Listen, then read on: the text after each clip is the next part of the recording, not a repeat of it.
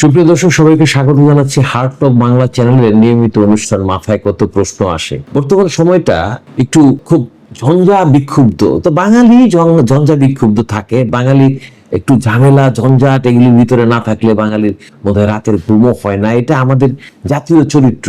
তো এখন যেটা হচ্ছে, একদিকে হচ্ছে কি যে আইসিটি মামলায় সেনা সদস্যদের বিরুদ্ধে গ্রেপ্তারি পরোয়ানা জারি হয়েছে, এটা নিয়ে একটা তোলপাড় হচ্ছে একদিকে। আর একদিকে দেখা যাচ্ছে যে ছোট ছোট ঘটনা কিছু আছে, সেগুলি নিয়েও আলোচনা। যেন হচ্ছে জাতীয় পার্টি গতকাল একটা, জাতীয় পার্টির তো আবার এখন দুইটা অংশ, একটা হচ্ছে কাদের সাহেবের, এরশাদ সাহেবের যে ভাই কাদের, জিএম কাদেরের অংশ, আর একটা হচ্ছে আনিসুল ইসলাম মাহমুদের অংশ। তো কাদেরের অংশ যেটা করছে সেটা হলো যে ওই কাকরাইলের কাছে তাদের যে পার্টি অফিস আছে সেখানে একটা সমাবেশ তারা ডেকেছিল, যেখানে তৃণমূল পর্যায় থেকে লোকজন আসতেছিল, বলা হচ্ছে আর কি, তাদের বিভিন্ন জায়গা থেকে আসছিল।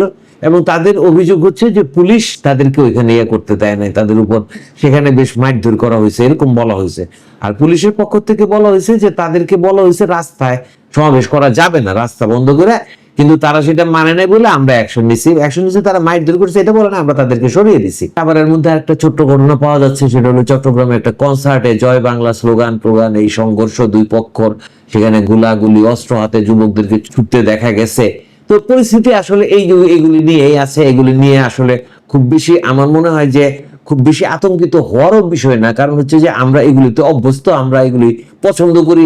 মানে কোনো ঘটনা না ঘটলে আমাদের জীবন যেন কেমন একটু ডাল মনে হয়, আচ্ছা আজকে কিছুই ঘটতেছে না, এই ধরনের মনে হয়। তো যে বড় ছোট ঘটনা, এর মধ্যে বড় ঘটনা হচ্ছে যেটা আইসিটি মামলা, সেনাবাহিনীর বিগ অফিসার যারা মেজর জেনারেল, ব্রিগেডিয়ার জেনারেল, এই লেভেলে, মানে এর মধ্যে 25 জনের মতো আসামি, এর ভিতরে সবচেয়ে ছোট পদ হচ্ছে মেজর।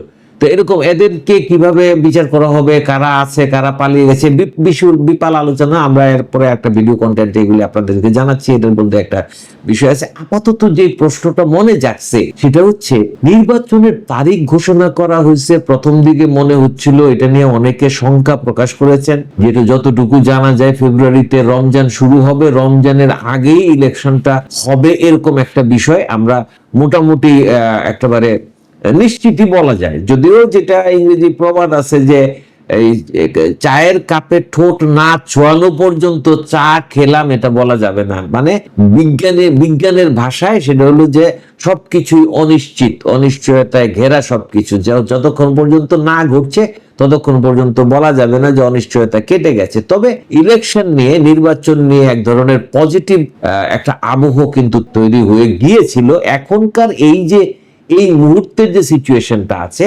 সেই সিচুয়েশনটা কি ইঙ্গিত করতেছে, এবং এর মধ্যে আসলে যখন ইলেকশন তো একটা আসলে বড় ব্যাপার, একটা বড় ইভেন্ট। আমরা বিভিন্ন সময় একটা কথা বলতেছিলাম যে এই সরকারে তো বিভিন্ন পক্ষকে শান্ত রাখা, বিএনপি নির্বাচনে অংশ নিতে চায়, তারা ডিসেম্বরের মধ্যে নির্বাচনের মানে অনুষ্ঠানের দাবি জানিয়েছিল।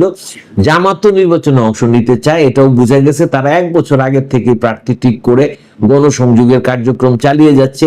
অতি সম্প্রতি বিএনপিও একটা কৌশলে মাঠ পর্যায়ে তারা এটা কার্যক্রমটা শুরু করেছে, তাদের কৌশলটা একটু ভিন্ন। জামাত যেরকম সব জায়গায় প্রার্থী নির্ধারণ করে নিয়ে সেইভাবে প্রচারণা চালাচ্ছে, ওই প্রার্থীকে সামনে রেখে বিএনপির পক্ষে সেটা সম্ভব হয় নাই। বিএনপির বলতে গেলে প্রতি আসনেই 5-6 জন করে সম্ভাব্য প্রার্থী আছে। তো বিএনপি আপাতত কৌশল যেটা করেছে সেটা হচ্ছে যে ধানের শীষের পক্ষে প্রচারণা চালাচ্ছে, পরে প্রার্থী ঠিক করবে। তো এটা এই পদ্ধতির সুবিধা অসুবিধা দুইটা দিকই থাকতে পারে।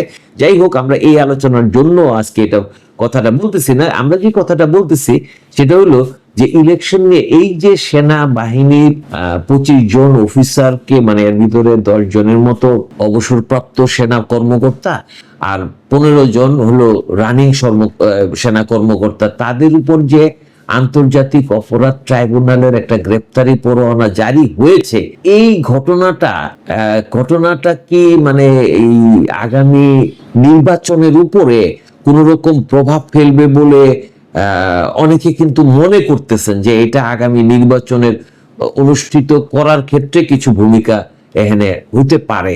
কারণটা হচ্ছে যে আমরা যত কথাই বলি না কেন, গত সরকারের আমলে পুলিশ বাহিনী যে অবস্থায় পৌঁছে গিয়েছিল, এটা একটা রিফর্মের মধ্য দিয়ে যাচ্ছে। আর পুলিশ কি, পুলিশ তো হচ্ছে মূলত মানে আইন শৃঙ্খলা রক্ষা করার জন্য মেইন ফোর্স হচ্ছে পুলিশ। এখন বিভিন্ন কারণে পুলিশের আসলে কোমর ভেঙে দেওয়া হয়েছে, সহজ বাংলা কোমর ভেঙে দেওয়া হয়েছে। এই পুলিশের কর্মকর্তারা আসলে এখন অনেক দায়িত্ব পালন করতে এখনো কিন্তু তারা অতটা ফ্রি ফিল করেন না, তাদেরকে সেই পুরনো ফরম্যাটে ফিরে আসার নৈতিক জায়গাটার মধ্যে আঘাতপ্রাপ্ত। মানে এটার জন্য তো আসলে আন্দোলনই যে দায়ী, অভ্যুত্থানই যে দায়ী, বিষয়টা তো তা না। তারা তো নিজেরাও নিজেদের নৈতিক অবস্থানকে অনেক খারাপ জায়গায় নিয়ে গেছেন। তাহলে সেক্ষেত্রে প্রশ্ন আসে, আমরা যে বলি একটা প্রশাসনিক বিষয় যে একটা ইলেকশন করতে গেলে প্রশাসনকে লাগে, প্রশাসন মানে এখানে মাঠ পর্যায়ের প্রশাসন, ইউএনও, উপজেলা চেয়ারম্যান, তারপরে যে এই ইয়েরা আছে, ওই সচিবালয় তো আছে, সর্বোচ্চ পর্যায়ে ডিসি আছে। তো এই যে প্রশাসনগুলি আছে এর মধ্যে তো অনেক উপজেলা চেয়ারম্যান নাই। ইউএনও তো হলো সরকারি কর্মকর্তা, ইউএনও কে রাখা হলো। তারপরে এই সমস্ত ইলেকশনের ক্ষেত্রে ইউনিয়ন পরিষদের চেয়ারম্যানের তো একটা ভূমিকা থাকে। তো অনেক জায়গায় তো ইউনিয়ন পরিষদের চেয়ারম্যানও নাই, এরা পলাতক, এরা চলে গেছে, এরাদের বিরুদ্ধে বিভিন্ন মামলা হয়েছে, উপজেলা চেয়ারম্যানদের ক্ষেত্রে মামলা হয়েছে। এই হলো সিচুয়েশন। আমরা কিন্তু যখনই ইলেকশন হবে কি হবে না সেটার আলোচনার মধ্যে আসছি, তখন কিন্তু কি এনসিপি কে শাপলা প্রতীক না দিলে তারা ইলেকশনই করবে না, তারা নিবন্ধনই নিবে না, এই টাইপের কথা আসছে। জামাত কি পিয়ারের দাবিতে ইলেকশন থেকে দূরে থাকবে কিনা এই কথা আসছে। হেফাজতে ইসলাম কি ভাবতেছে, চরমোনাইয়ের যে ইসলামী আন্দোলন বাংলাদেশ তারা কি ভাবতেছে, এগুলি তো দল। অন্যান্য যেগুলি গুড়া কাছা, এই যে বামপন্থী টামপন্থী, এরা তো আর ইলেকশন পন্থীরা, এরা হলো হালুয়া রুটির ভাগ পাওয়ার লোক।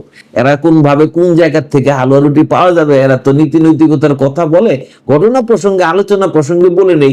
এই বামপন্থীরা যদি দেখা দরকার হয় যে চরমোনাইয়ের পীরের কাছেও যাবে যদি হালুয়া রুটির ভাগ তারা দেয়, এবং সেটার একটা ন্যারেটিভ তৈরি করবে। যাই হোক দর্শক, এই ক্ষেত্রে আরেকদিন করবো বামপন্থীদের কাজ কারবার, সুশীলদের কাজ কারবার। এখন ইলেকশনের যে ব্যাপারটা আছে সেই ব্যাপারটার মধ্যে আমরা যেটা হয়, আমরা আলোচনা করি অনেক কিছু, যে এই এই এই সংকট হবে, এই রাজনৈতিক দল কি ভাবতেছে, ওই রাজনৈতিক দল কি ভাবতেছে, এরকম। কিন্তু অরিজিনাল বিষয়টা হচ্ছে যে ভাত রান্ধা আপনি 20 জনকে খাওয়াইবেন, ভাত রান্ধার মতো লোক আছে তো? আপনি চাল আছে কিনা এটা চিন্তা করতেছেন, আগুন জ্বলবে কিনা এটা চিন্তা করতেছেন। আমি তো এইটা চিন্তা করতে হবে যে ভাত রাধার যে লোকটা, সেই লোকটা আছে তো? পরিবেশন যারা করবে ঠিকঠাক মতো নাকি মারামারি করবে, এইটা ঠেকা ঢেকে। তো মূলত বিষয়টা হলো প্রশাসনিক যেই স্ট্রেংথ, শক্তির জায়গাটা, এটা নিয়ে কিন্তু আমরা সন্দেহ প্রকাশ করেছি আমাদের বিভিন্ন কন্টেন্টে, যে এই যে প্রশাসন ইউনো একটা নির্দেশ দিল, নির্দেশটা পালন করবে কে? পুলিশ। তো পুলিশের নৈতিক জায়গাটা কোন জায়গায়, পুলিশের স্ট্রেংথের জায়গাটা কি আগের অবস্থানে চলে আসছে? তারা কি ওইরকম ভাবে ডিউটি পালন করতেছে? কিছু কিছু জায়গায় দেখা যাচ্ছে যে তারা ওইরকম করতে পারতেছে। তো এটা কেন একটা সংকটের জায়গা, যে প্রশাসন বা এই নির্বাচনটাকে কারা এটাকে বাস্তবায়ন করবে। তো যেটা আশা করা হয়েছিল সেটা হচ্ছে যে সেনাবাহিনীকে এখানে স্ট্রাইকিং ফোর্স হিসেবে রাখা হবে। সেনাবাহিনীর আসলে এমন একটা বিষয়, সেটা হলো যে সেনাবাহিনীর উপস্থিতি থাকলেই অনেক জিনিসের সমাধান হয়ে যায়, এটা হলো আমাদের দেশের বাস্তবতা।